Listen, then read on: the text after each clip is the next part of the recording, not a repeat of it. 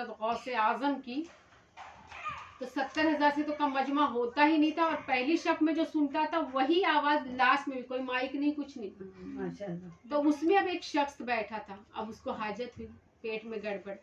अब वो सोचने लगा कि मैं मजमे से उठूं कैसा, बेअदबी हो जाएगी। 70,000 का मजमा है, उसमें एक शख्स को कोई चीज की तकलीफ हुई है, उसे हाजत के लिए जाना है।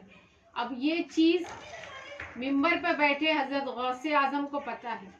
अब वो अदब की वजह से कि मैं कैसे महफिल उनकी छोड़ के निकल जाऊं, तो आवाज दे दो।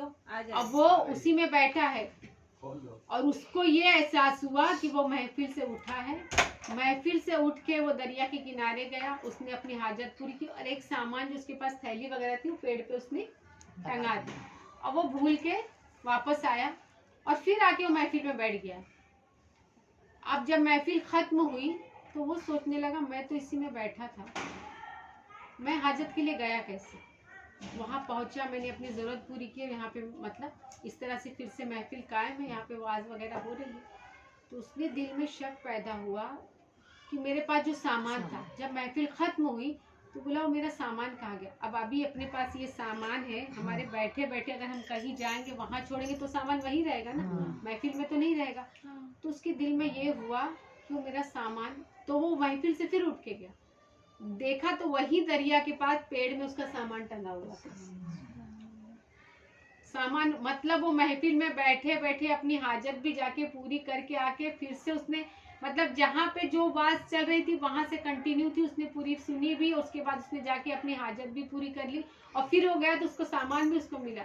वहीं से गौसे आजम वहाँ पे मुस्कुराए, बोले दिलों के हाल जानते अल्हम्दुलिल्लाह। मतलब कि उसके दिल में क्या था कि मैं बेअदबी ना करूं, बेअदबी नहीं हो, मैं यहाँ से उठूंगा तो उनकी महफिल की बेअदबी होगी। तो वो चीजें मतलब वहीं पे बैठे बैठे, गए बार मैंने एक वाकया बताया था कि वो आदमी औरत हो गया आप लोगों ने। हाँ, तो ये वाकया इस तरह था कि वो जगह पे बैठे बैठे अपनी हाजत भी पूरी कर लिया, महफिल भी में रहा और ये चीज को प्रूफ करने के लिए उसका सामान वहां था, वहां पे देखा तो उसने वहां पे वो सामान भी लेके आया। तो ये शान है हमारे गौसे आजम की कि वो दिलों की बातें जानते। इस तरह से 500 साल पहले खत्म हुआ ठोकर से मुर्दे को जिंदा किया था।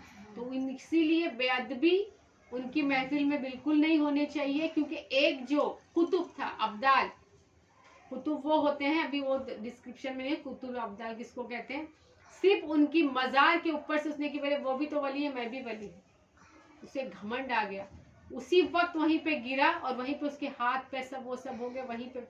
तो कितने मतलब आके रिक्वेस्ट करने लगे कि आप इसको माफ करिए। पहले घमंड गुरूर तकब्बुर क्यों किया इसने, अल्लाह ने जब मुझे मर्तबा दी है, क्यों मैंने बताया वलियों पे, वो भी मैंने बताई थी उस दिन।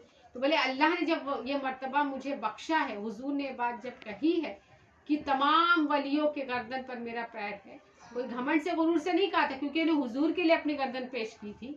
तो बोले इसने घमंड तकब्बुर क्यों किया, इस चीज इस वजह से ये हाल है।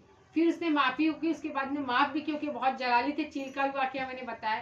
तो ये चीजें कि अदब एहतराम औलिया किराम का हमें करना चाहिए। अल्लाह हम सब के दिल में अल्लाह और उसकी रसूल की मोहब्बत पैदा करे और औलिया किराम की हमें एहतराम करना, और उनकी जो इस तरह से फातिया वगैरह जहाँ भी होती है उनका नाम लेते हैं, उनकी हर घर की मुश्किलें वैसे ही है, क्योंकि उनका नाम लेने के पहले ही मुश्किलात आसान हो जाती है। तो अल्लाह उनके नाम के सबके तुफे में हम सबकी हर रंजों मुसीबतें मुश्किलात दूर फरमाए।